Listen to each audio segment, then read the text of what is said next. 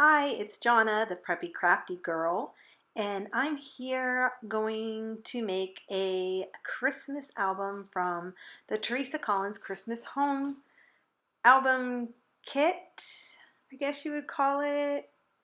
It's really just the covers, and I have a bunch of her paper, plus I'm using some other papers. And I'm going to be binding it with two of these ring binders.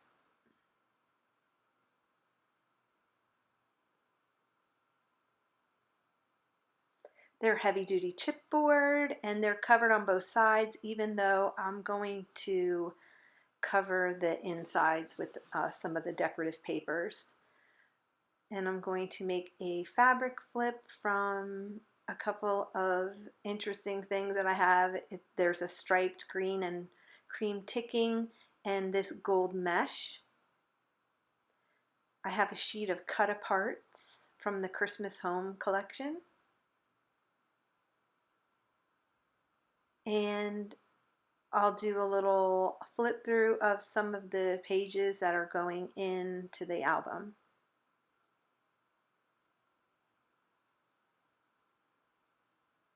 A couple of the sheets are also from, I believe, a MME paper pad, and some are from the Teresa Collins Christmas Home collection.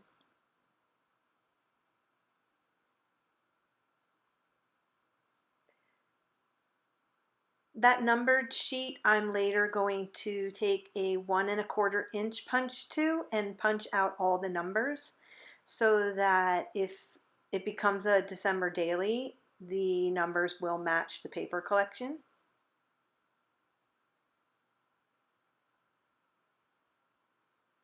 I love that one. It's dictionary paper and then craft and glitter. And this is a cut apart, so there's a letter to Santa, a little sentiment strip, and a couple of journaling cards.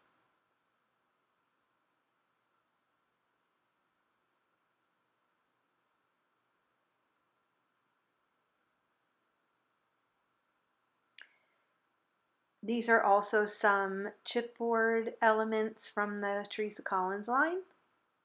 And then I just kind of pulled some things that I felt would go in the kit from some Christmas items that I had. These are, I believe, Cane Company tags, and then I had some Christmas bags and a feather, a couple of journaling cards. Those I believe came from Hobby Lobby, a kit from Hobby Lobby. And I've got some little wooden embellishments and some chipboard embellishments, some 3-dimensionals,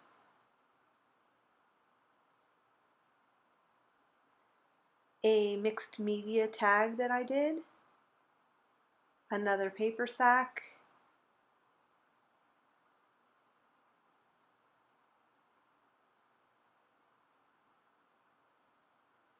some Christmas rub-ons,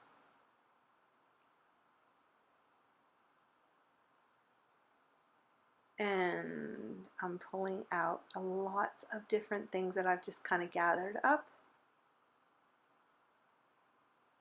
A vellum piece, some stickers, another one of those Cane Company tags,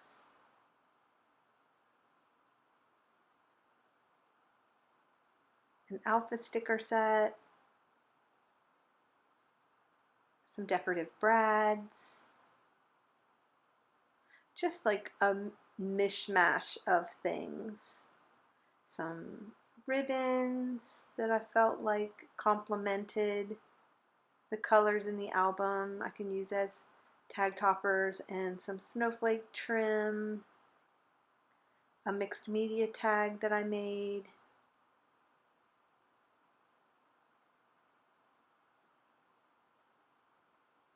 These are vintage typewriter labels for files that you put through your typewriter.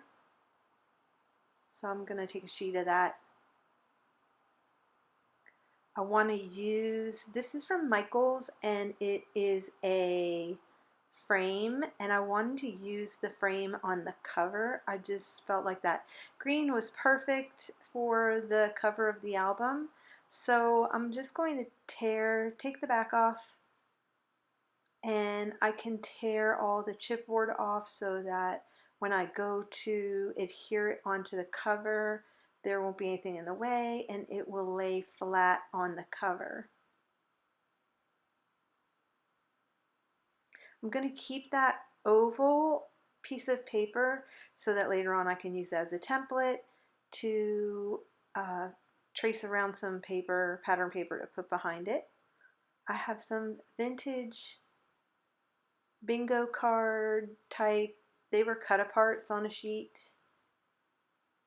More stickers.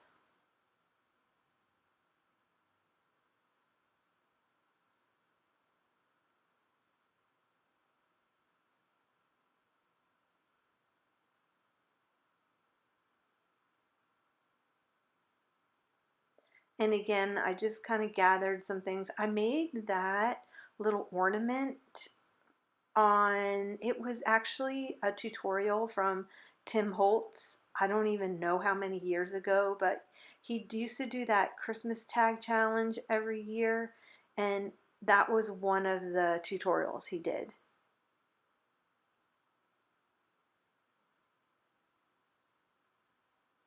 Sorry, I'm just peeling the stickers off of the back of these wood pieces.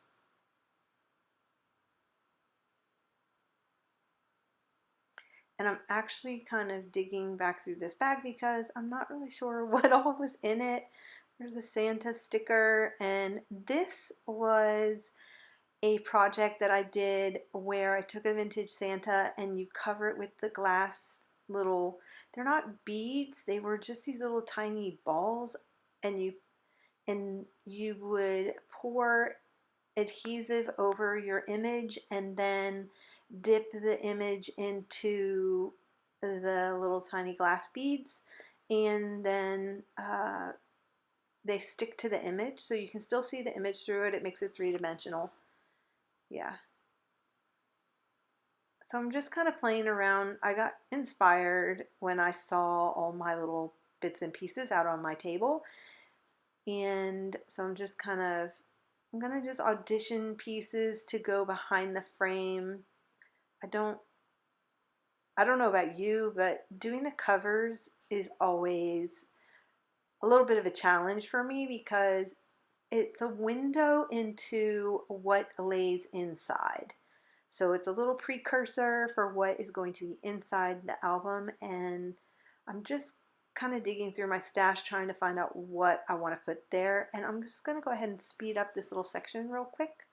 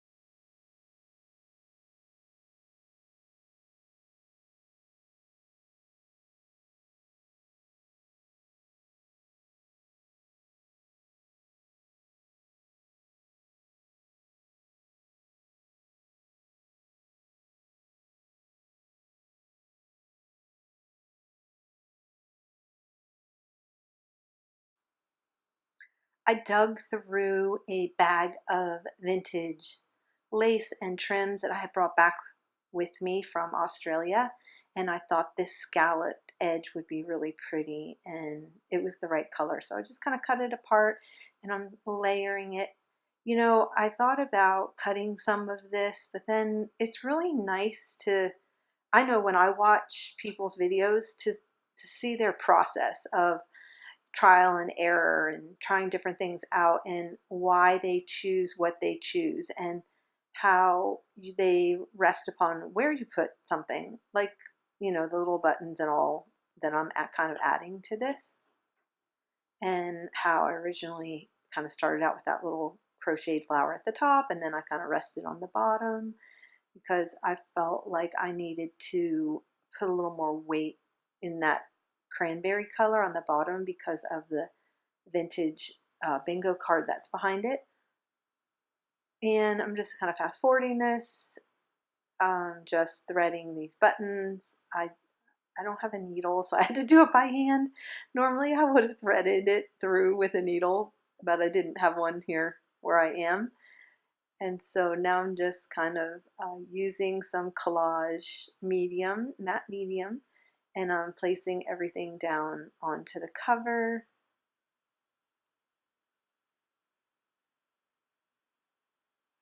I'm really loving this color combination. I don't know that I necessarily would have put the lime green with the burgundy, even though on the color wheel it's proper. However, I am just loving this color combination, and I really enjoyed working with her paper line and the paper lines that I felt like went with it.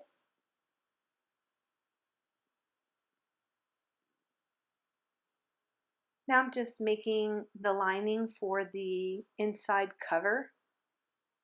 And I'm just going to kind of speed through this because all I'm doing is picking paper and cutting it down to size to get my pages. So I'll probably just skip over this. The page size that I'm using is 7.5 by 7.5 for an 8-inch cover. 8-inch by 8-inch cover, sorry. And I'm getting my 1-inch punch, and I'm going to just go ahead and match the corners of the album by punching the corners of the paper.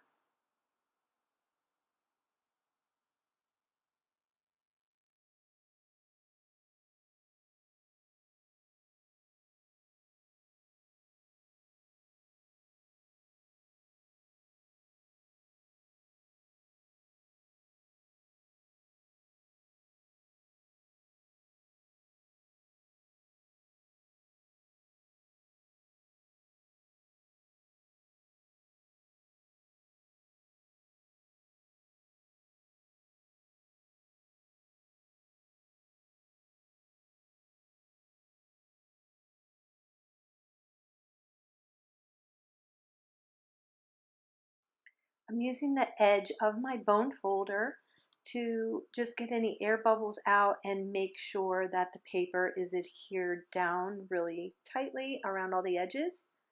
I'm taking the leftover piece of paper and I want to make a pocket out of it.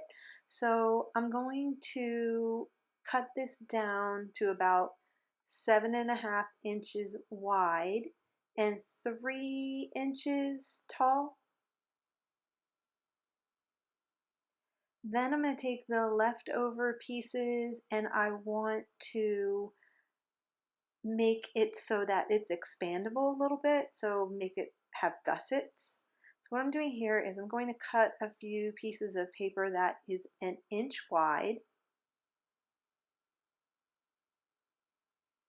So you're going to need 2 of those.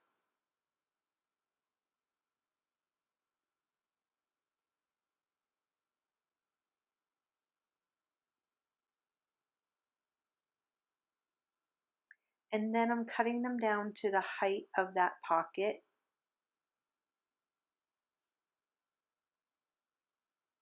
And now I'm going to need a 1 inch by the 7.5 inch size, because that is going to be the gusset on the bottom of the pocket. So you need 3 strips, 1 the length of your pocket and 2 the height of the pocket.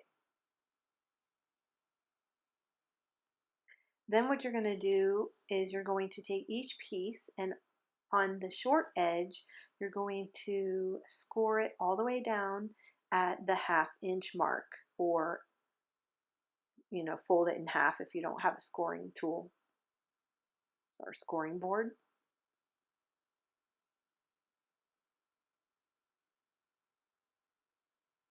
This is the Martha Stewart scoreboard. I have the small one, but for some reason I like using the bigger one.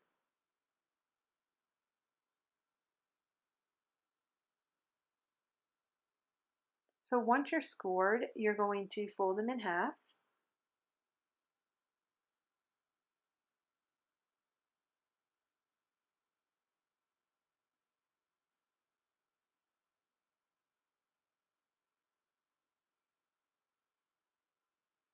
Then you're going to open them back out.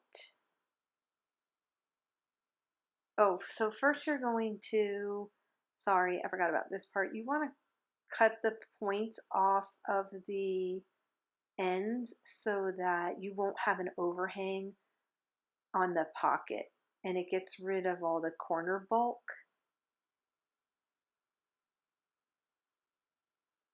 Then I'm taking some double stick tape, and this is actually, I believe, 3/4 inch, so I'm going to have to meticulously cut it in half so that I get at least about 1/4 inch. They do sell it in different widths. Unfortunately, this is the only width that I have with me, and so I have to cut them in half. You're going to place a piece of the adhesive, it's a double-sided sticky tape. You're going to place it on either side of the fold line, and I'm just kind of trimming it off here. And then you're going to peel back. Oh, I'm going ahead and putting both sides on. And then you're going to peel the backing off of one of the sides.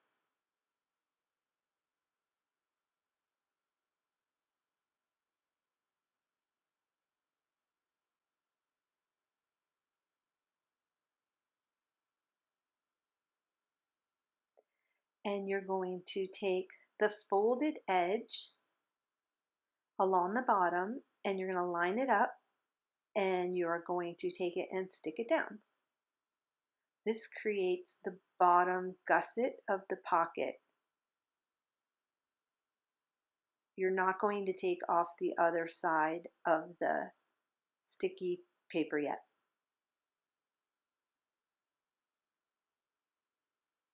So again, I'll just speed this part up because this is where I do the same thing to the short end pieces.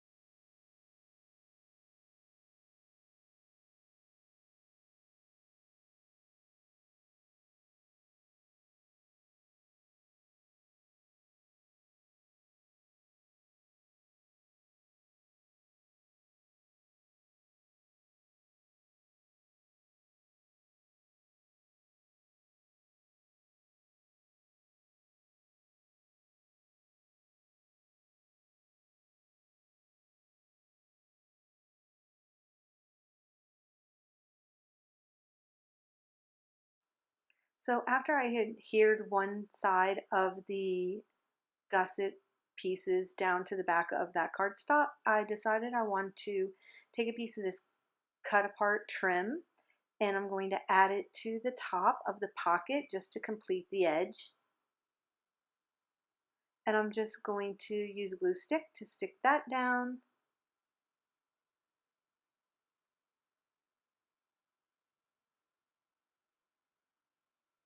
And I'm going to pull out the 3D embellishments that I had. They are stickers. However, I'm just going to use the glue stick to make sure that I get a good adherence onto that pocket. I don't ever trust sticker glue this on the back of the stickers when they're a 3D embellishment. And I just set that aside until I get the page finished. So I'm going to make a page, but I want it to hinge out, and I want to add several tuck spots. So here what I'm doing is at the 7.5-inch mark, because that is my page size, I am going to make a line on it using my score tool. And then I'm going to cut off the excess pieces that I know that I'm not going to be using. So I did 7.5, I flipped it, and I did 7.5 again. And now all I'm going to do is cut off that one corner segment, because I want to keep one of the little pieces to use as a hinge and a fold down for a little pocket. So I'm cutting off the excess. I don't know what happened with my paper trimmer right there, but it just kind of shredded the paper. It was really weird. Sometimes when you get a little bit of paper pulp, I guess you would call it, in on the knife, it doesn't cut nice. So, but on that next section, after I cleared it out, it cut okay. So I'm just kind of pulling off the excess little bits that didn't cut through. And I'm just going to fold on the score lines. And there I have the base of my page. And there's something like hanging off right there, so I'm just trimming that. And now I have my base page.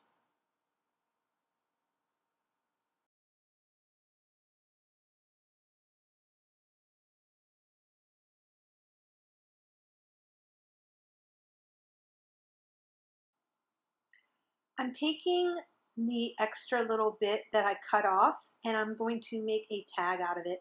So I'm just trimming it down to around 3 inches, 3.5 inches, somewhere in there. And then I'm cutting off the corners on the top.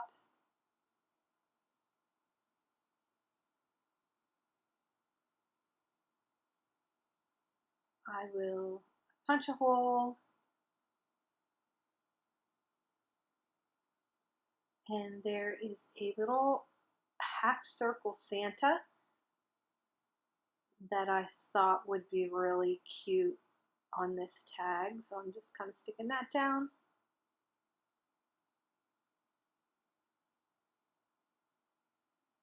I'm going to add a little die cut on here that says no peeking.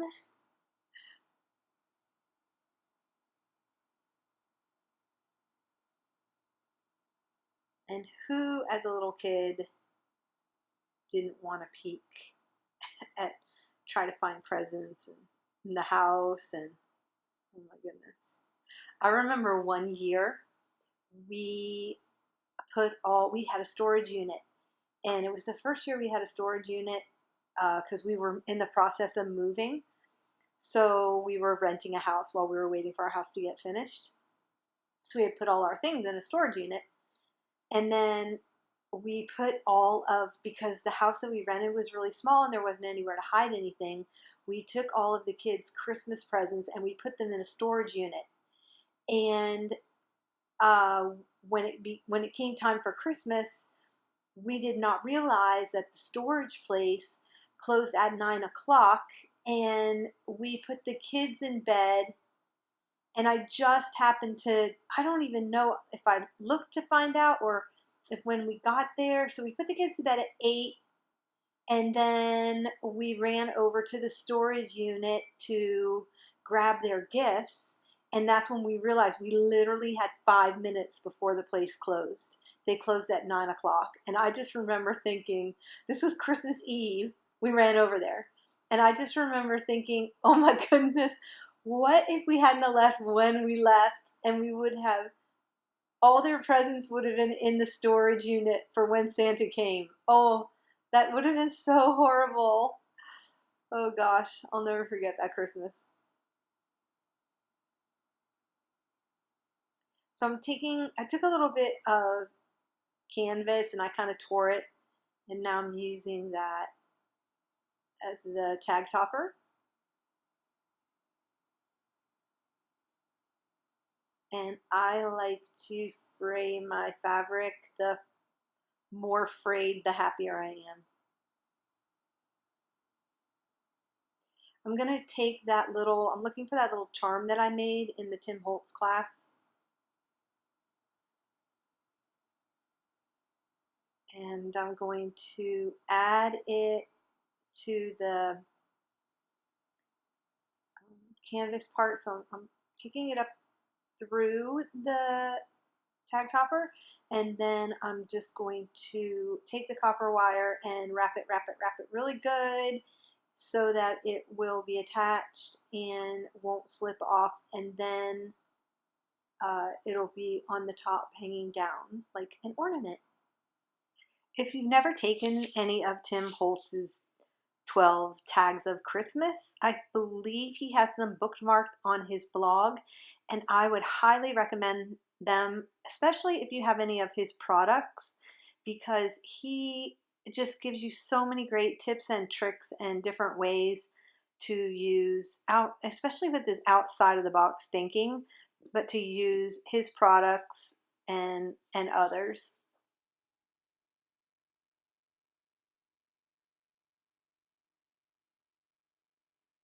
I'm just going to add one of those little tabs.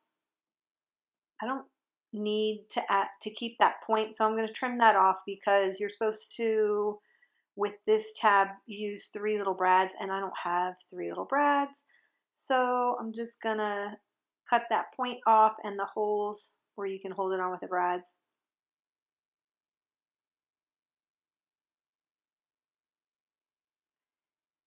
And I'm just going to staple it onto the pocket. And that is looking cute. Now I am going to put a cover on that one little section because I want to make it a little side pocket. So I'm just kind of figuring out where I want it, and I'm going to use this double stick tape, and I'm going to put it on 3 sides of that flap.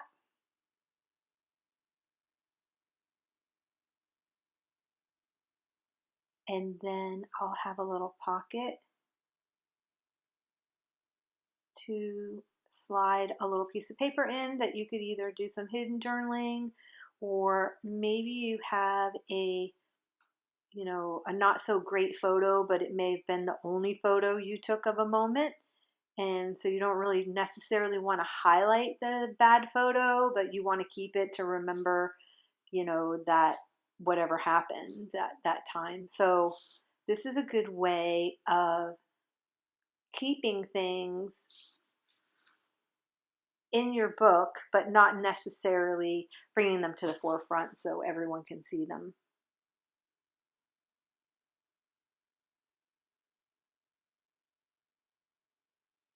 And I'm just going to peel that tape off.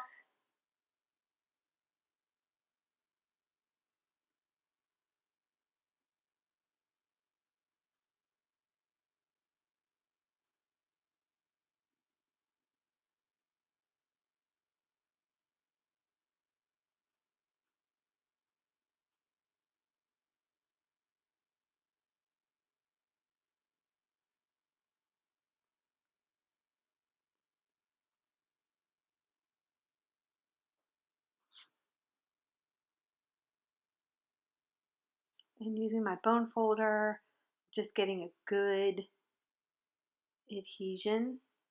And I'm going to take this little polka dot, reverse polka dot print, and I am going to trim it down a little bit because it's getting kind of stuck in there.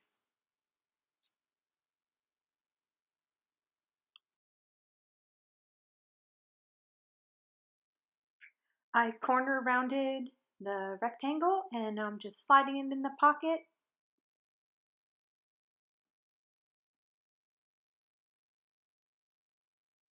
I later on went back and also adhered another piece of paper to the back side of it, because I noticed that it was white on one side.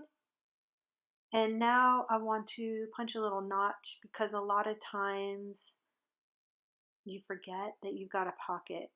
So I'm just gonna do a little thumb punch so that I can see that it's in there and I'll remember that I can pull it out.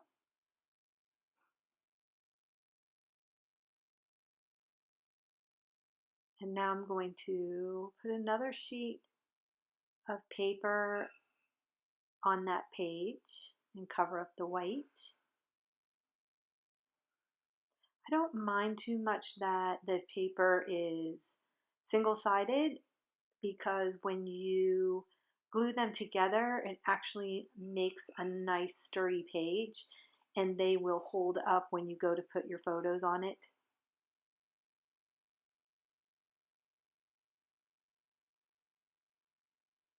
And again, I'm just making sure it gets a good adhesion. See, there's just a little bit of overhang, so I have to trim that off.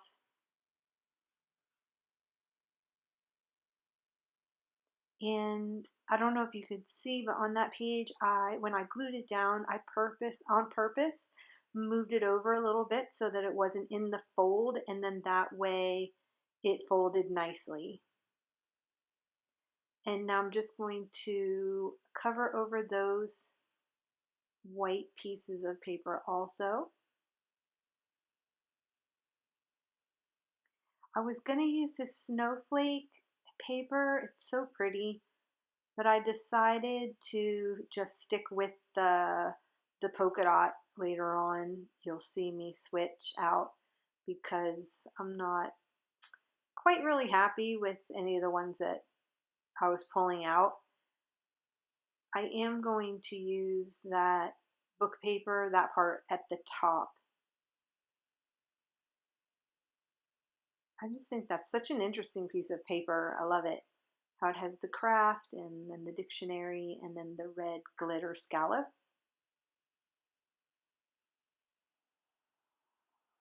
So I trimmed that down and I decided I wanted to make another pocket. So I am gonna try this out to see how I like it with the craft paper, but then I realized that I wasn't really that crazy about it. So yeah, no, I ended up just chucking it to the side. Then I thought, oh, I'll come back in and do this paper. So I'm just kind of showing you how it's like, you just have to kind of test some things out. And then when I hit upon sticking with back to that polka dot, I just liked that when that page was open. I just thought it was a little more balanced. And so I'm just kind of marking it and cutting it off. And then these two pieces, again, will also become pockets.